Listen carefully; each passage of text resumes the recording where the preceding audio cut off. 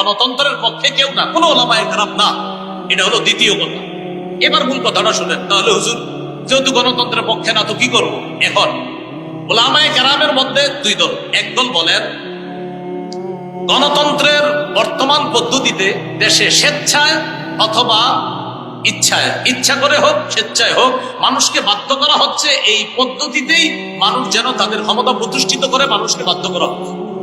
বাধ্য করার কারণে ওলামায়ে কেরাম আজিমত এবং রুখসতের মাসালার মধ্যে রুখসতটা গ্রহণ করে ওলামায়ে কেরাম চিন্তা করলেন, যদি ওলামায়ে কেরাম দায়িত্ব না নেয় নাস্তিকদের হাতে দেশ চলে যাবে। ওলামায়ে কেরাম যদি দায়িত্বে না আসে তাহলে ইসলামী বিরোধী যারা শক্তি আছে তারা এদেশে তাদের শক্তিশালী পাকাভুক্ত হবে।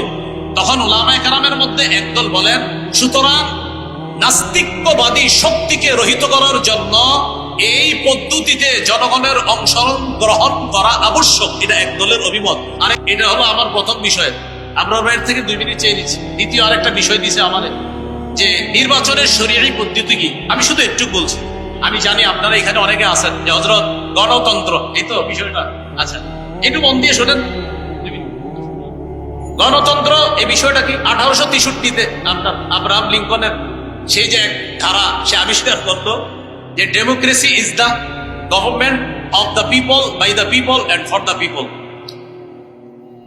গণতন্ত্র হলো এমন একটা শাসন ব্যবস্থা যেখানে জনগণের উপর, জনগণের মাধ্যমে জনগণের ক্ষমতা চলবে, অর্থাৎ যেই নিয়ম নীতিতে জনগণের শাসন চলবে, জনগণের আইন চলবে, এটাই গণতন্ত্র। সেখানে গণতন্ত্রে দেশের মালিক হবে জনগণ আর তারা আইন করবে। আর আমরা বলি রাষ্ট্র, এটার মালিক হলো আল্লাহ। অনেকের গেঞ্জির পিছনে লেখা আছে people are source of all power, জনগণ সকল ক্ষমতার উৎস। নাউজুবিল্লাহ, জোরে বলি সকল ক্ষমতার উৎস কে? আল্লাহ। এটা প্রথম কথা। তাহলে গণতন্ত্র এটা তারা বললো, এটা হলো একটা বিষয়। আমাদের কথা হলো সূরা বানী ইসরাঈলের 111 নম্বর আয়াতে যে কথাটা আছে, একদম সূরা বানী ইসরাঈলের সর্বশেষ আয়াত, ওয়ালাম ইয়াকুল্লাহু শারীকুন ফিল মুলক, আল্লাহর রাজত্বে কোনো শরীক নাই। বলেন আল্লাহর রাজত্বে কি নাই? শরীক নাই। দেশের রাজত্ব কার? এই আল্লাহর রাজত্বে কোনো শরীক নাই। এটা ইসলামী আকীদা যে দেশের রাজত্ব হবে এটা আল্লাহর মালিকানা। এটা গণতন্ত্র, এটা মালিক হবে না। এটা আমাদের ইসলামী মূল্যবোধে বিশ্বাসীদের আকীদা। আচ্ছা, সূরা ইউসুফের 40 নম্বর আয়াতে আছে ইনিল হুকমু ইল্লা লিল্লাহ, বিচার ব্যবস্থা শুধুমাত্র আল্লাহর পক্ষ থেকে হবে, আল্লাহই বিধানদাতা, আল্লাহই বিধান করবে। কথা সঠিক। এটা হলো প্রথম কথা। দ্বিতীয় কথা খুব ভালো করে মনে রাখবো, ইসলামী হুকুম অনুযায়ী গণতন্ত্রের যেই বিধান, এই বিধানকে মানতে হবে। এই বিধান না মানার কোনো সুযোগ নাই। ইসলামী হুকুম অনুযায়ী গণতন্ত্রের পক্ষে কেউ না, কোনো ওলামায়ে কেরাম না। এটা হলো দ্বিতীয় কথা।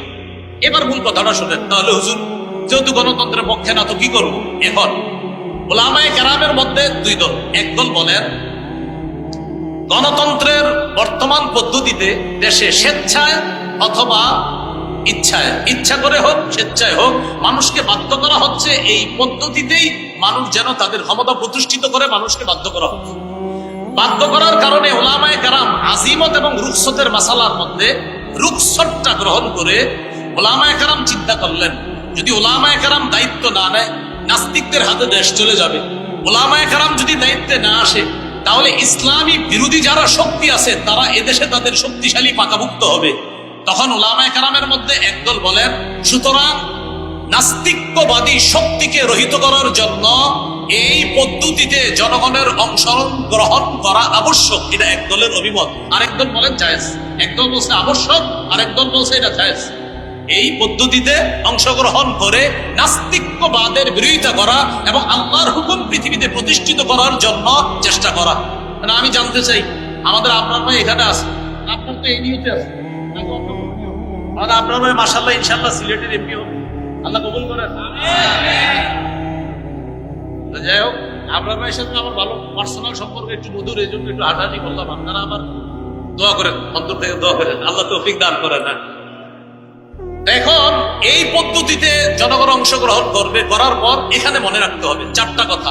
বলেন সাক্ষ্য, সুপারিশ, প্রতিনিধি, আমানত। সাক্ষ্য, সুপারিশ, প্রতিনিধি নির্বাচন, উকিল নির্বাচন, আমানত। এই 4টা কথা। এবার বলেন ভোট মানি হলো সাক্ষ্য দেওয়া, সুপারিশ করা, উকিল নিযুক্ত করা, আমানত রক্ষা করা। আপনি যে কারো পক্ষে আপনি একটা কথা বলতেছেন যে আমি অমুককে প্রতিনিধি বানাবো, এই প্রতিনিধি বানানোর অর্থ হলো এক নম্বর আপনি তার পক্ষে সাক্ষী দিতেছেন, আপনি তার পক্ষে সাক্ষী দিতেছেন। এই সাক্ষী আপনি তার পক্ষে এটা যে দিতেছেন এটা বুঝে শুনে আপনি তার পক্ষে সাক্ষী দিতে হবে, এটা হলো এক নম্বর কথা। তো এই যে দ্বিতীয় নম্বর কথা সুপারিশ করা, সূরা নিসার 85 নম্বর আয়াতে আছে মাইয়াশফা শাফাআতান হাসানা ইয়াকুল্লাহু নসিবুম মিনহা, যে সঠিক ব্যাপারে সুপারিশ করবে, সুন্দর সুপারিশ করবে, এটার সওয়াব সে পাবে। মাইয়াশফা শাফাআতান সাইয়্যিআ, আর যে ব্যক্তি খারাপ ব্যাপারে সুপারিশ করবে ইয়াকুল্লাহু কিফলুম মিনহা, সে এটার গুনাহের অংশ পাবে। এবার বুঝেন, একজন আল্লাহওয়ালা ব্যক্তি আর একজন খারাপ ব্যক্তি, একজন তাকওয়াবান মানুষ তাকেও চাইলে আমি নির্বাচন করতে পারি, আর একজন খারাপ মানুষ তাকেও নির্বাচন করতে পারি। এই আল্লাহওয়ালা মানুষকে আমি তার পক্ষে কথা বলা মানে হলো ভালো কাজের সুপারিশ করা, খারাপ মানুষের পক্ষে কথা বলা মানে খারাপ কাজে সুপারিশ করা। খারাপ কাজে যদি সুপারিশ করি কিয়ামতের ময়দানে আল্লাহর কাছে আমাকে দাঁড়াতে হবে। তাহলে এক নাম্বার সাক্ষ্য দেওয়া, আমি সাক্ষ্য দিচ্ছি। দুই নাম্বার আমি সুপারিশ করতেছি। তিন নাম্বার আমি উকিল নিযুক্ত করতেছি, প্রতিনিধি নিযুক্ত করতেছি আমার পক্ষ থেকে। আমরা যাকে দায়িত্বশীল বানাবো তিনি আমাদের পক্ষ থেকে ওকালতি করবে, আমাদের প্রতিনিধিত্ব করবে। চার নাম্বার আমানত, এটা একটা আমানত। প্রিয় ভাইয়েরা, এই আমানত যেন অপাত্রে না পড়ে। আর মুফতি শফি রহমতুল্লাহ আলাইহি লেখছেন তিনটা: সাক্ষ্য, সুপারিশ আর হলো প্রতিনিধিত্বের অথরিটি প্রদান করা। এই তিন ক্ষেত্রে মুসলমান বুঝে শুনে পা বাড়াতে হবে। আমি আপনি আগামীতে এই তিনটি বিষয় মাথা রাখবো যে আমি কিন্তু কারো পক্ষে হয়তো সাক্ষী দিতে হবে, আমি কারো পক্ষে সুপারিশ করতে হবে, আমি জনগণের জন্য কাউকে প্রতিনিধি নিযুক্ত করতে হবে।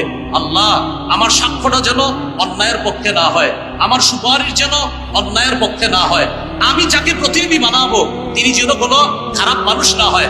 প্রিয় ভাইয়ারা, এই তিনটা কথা আরো প্রত্যেকে 10 জনকে জানায় দিবেন যে আগামীতে তিনটা কথা মাথায় রাখবা। আমি যার পক্ষে সুপারিশ করব, আমি যার পক্ষে সুপারিশ করব তিনি ভালো মানুষ হয়, আমি যার পক্ষে সাক্ষ্য দিব তিনি যেন ভালো মানুষ হয়, আমি যাকে প্রতিনিধি বানাবো তিনি যেন ভালো মানুষ হয়। এই কথাটা পরিবারে আলোচনা করবেন, সারা দেশে আলোচনা করবেন, আরো 10 জনকে জানায় দিবেন, শোনো তুমি কিন্তু সাক্ষ্য দিচ্ছ, এটা ভালোর পক্ষে দিতে হবে। শোনো তুমি সুপারিশ করতেছো, ভালোর পক্ষে সুপারিশ করতে হবে। শোনো তুমি কিন্তু প্রতিনিধি নির্বাচন করতেছো, এই গরিব মানুষগুলার একজন প্রতিনিধি বানাইতেছো, সাবধান, খারাপ মানুষকে যেন তুমি প্রতিনিধি না বানাও, ভালো মানুষকে তোমার প্রতিনিধি বানাতে হবে। মুফতি শফি রহমতুল্লাহ আলাইহি বলছেন তিনটা, আর তাফসীরের কিতাব ঘাটাঘাটি করলে পাবেন চারটা: সাক্ষ্য, সুপারিশ, উকিল নিযুক্ত করা আর হলো আমানত। এই চারটি বিষয় সামনের দিকে আমরা রেখে কোরআন সুন্নাহ অনুযায়ী ইনশাআল্লাহ আমাদের পাগুলা যেন সামনে বাড়াতে পারি, উলামায়ে কেরামের পরামর্শে যেন চলতে পারি। আল্লাহ তৌফিক দান করেন।